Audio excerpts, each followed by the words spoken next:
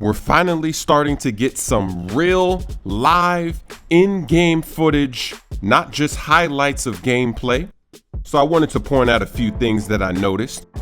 But first, I just want to point out that the quality of the video is not going to be that great because it's been re-encoded several times before you're going to get to watch it. So don't worry about the graphics, that's not important. On this first possession, let's look at Udonis Haslem. He's trying to do a pick and roll, but look at what he does. Instead of setting the pick directly on Iggy, he just goes to a spot on the court and stands there. And then he continues to stand there as if LeBron was trying to go around the pick. He has no knowledge that his pick is in the wrong place. It's not gonna work. I was hoping that the next gen version, people would actually set picks on players instead of spots on the court. Yeah, that's why a lot of pick and rolls aren't working. That's why a lot of screens off the ball aren't working, because they're not actually going to set the pick on the player that's coming. They're just going to a spot and standing there. So here's another example. A possession later, Chris Bosh does the same thing that Haslem did. Everybody's at a standstill, and look at where Chris Bosh sets the pick. He doesn't set it on Iggy, he just sets it in a spot. There's no way that that pick is gonna work. So just like the current gen, your pick and roll game is gonna be very inconsistent because they're not setting picks on players, they're just setting it on spots. And you have to hope that you can get them to run into that spot, because a lot of times they set it so far away from the player that you can't even lead them into the pick.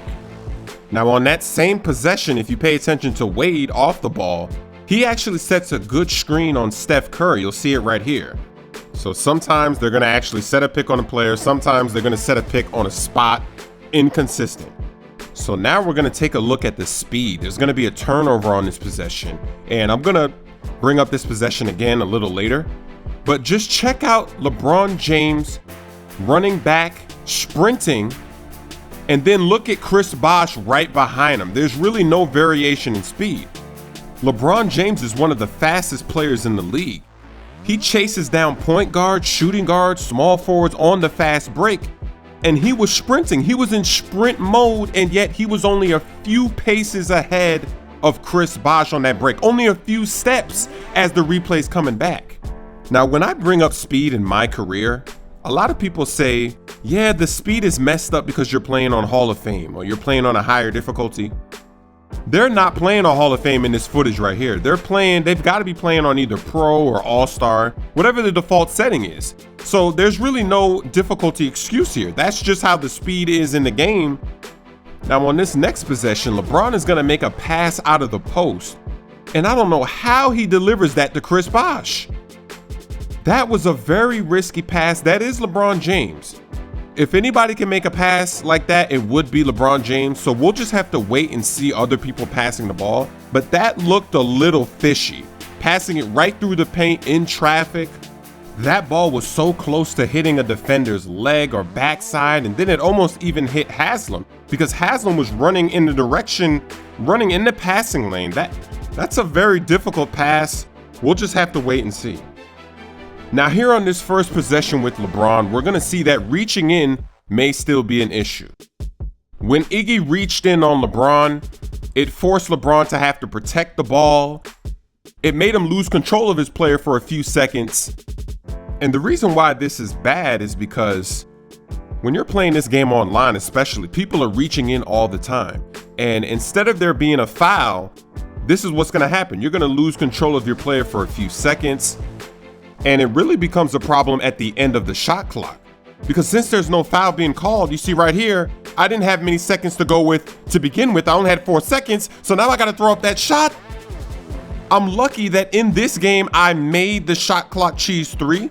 But you can see that because he reaches in, how much damage it does to the possession. I totally lose control of my player. So we know that first reach in animation, it's in the next gen version. Will it have that kind of impact on the offensive player? As more gameplay drops, we'll find out. But here's another example. Just like the other play, the defensive player reaches in, and then I get caught in a series of animations that make me lose control of my player. And that's wasting valuable time. I don't really have enough time to get my move off. So as I run this play back, let's pay attention to the defensive player. There's only 8 seconds when I catch the ball. He reaches in right here, so I don't have control of my player. Then I get caught in another animation. I still don't have control of my player. Now finally I gain control, but I have 3 seconds to work with. It's a shot clock violation. So I hope that, the reach in foul slider gets raised, something gets done. Or maybe they can put in an animation where if you reach, I teach.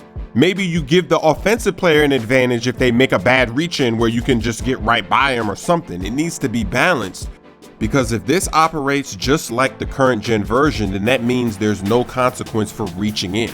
You're gonna just be able to spam that reach in button, and you're gonna cause havoc for the offensive player, and it shouldn't be that way. There's one thing about this gameplay that I thought was interesting, and it was the fact that we didn't see any rebounding. There were no missed shots, so we didn't get to see how the players react when the ball comes off the rim. Are players boxing out on rebounds? That's what I'm waiting for. Once more gameplay comes out, that's what I'm going to be looking for. Looking to see what the rebounding is like in the next gen version.